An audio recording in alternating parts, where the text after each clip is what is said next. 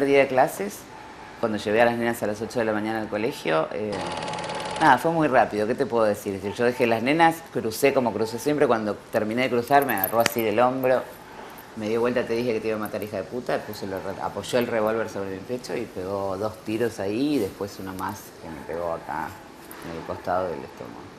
En mi caso la violencia era psicológica, era, a ver, medio inexplicable, pero uno no sé cómo y de qué manera, o sea, caes como en una red de miedo. Obviamente me amenazaba cuando yo empecé que me quería separar, etcétera. Las amenazas eran antes de que te vayas te mato a vos, mato a las nenas y me pego un tiro yo.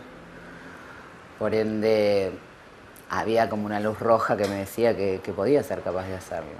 O sea, hay cosas como que son indicadores de decir, bueno, no es una amenaza como cualquier otra amenaza. La Oficina de Violencia Doméstica nace por una preocupación, hay realidades, ¿no es cierto? Algunas personas hacían denuncias, daban vuelta porque a ver si era la comisaría, si era en el hospital, si era dónde, además de este peloteo de la gente y además de los expedientes, si era civil, si era penal, si era de familia, y mientras el expediente era que cada juez es mío o no es mío, tampoco se atendía el caso. Realmente era muy complicado y no había especialización. El día que yo me fui de mi casa fue porque recibí la primera golpiza, pero bueno, no me pegó nunca, pero ese día me pegó por lo que no me pegó con 14 años. El 80% de nuestros casos son de parejas, pero exparejas, el 35% son exparejas. Por eso es importante, porque la violencia no termina con la separación de la pareja. A veces justamente se exacerba ya la propia amenaza de que me voy a ir, es de por sí fuerte, ¿no es cierto? Y a veces justamente después la sigue, la busca en el lugar de trabajo, la sigue en la casa. Me fui a la casa de mi mamá y por una cuestión en el primer momento, no sé si de lástima, de lo que fuere, como yo no iba a vivir en esa casa, no le hice la exclusión del hogar, yo lo dejé en la casa a él, en vez de haberlo sacado de la casa y quedarme yo con las nenas.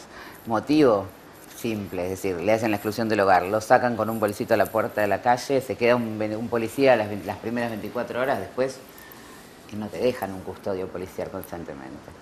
Y esa persona está en la calle. Fíjense que si tenemos 25.000 casos, en realidad el control judicial no puede ser tener un policía como custodio acompañando a cada una de estas personas, porque además la vida sería imposible, ¿no? Así que la vida de la persona, además, ¿no es cierto?, siempre custodiada.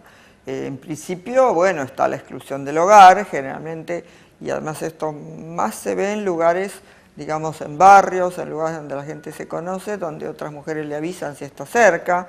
Un día me acompañó cuando yo iba al trabajo, me siguió, yo no le hablaba, así seguía caminando.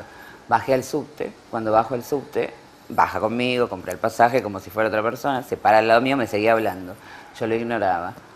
En el momento en que el subte está viniendo así, me dijo, mira qué fácil que sería si quisiera. Ese es el ejemplo que yo siempre doy para que uno se dé cuenta, eso es amenaza psicológica.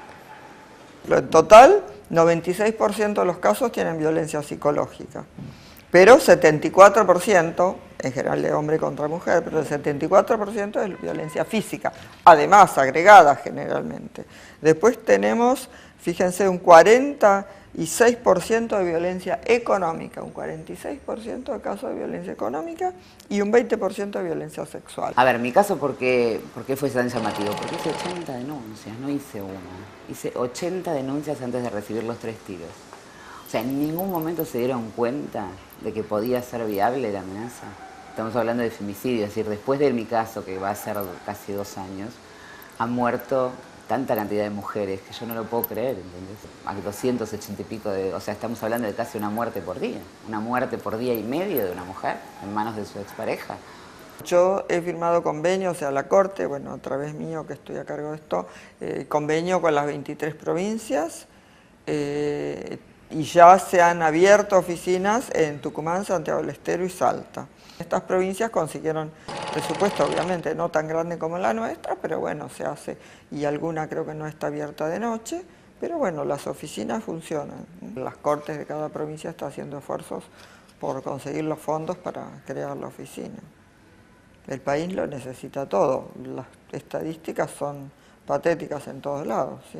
Esto era premeditado, él vino disfrazado de viejito con un bastón, con una peluca, con un gorro, con lentes, con una bolsa donde tenía el revólver así.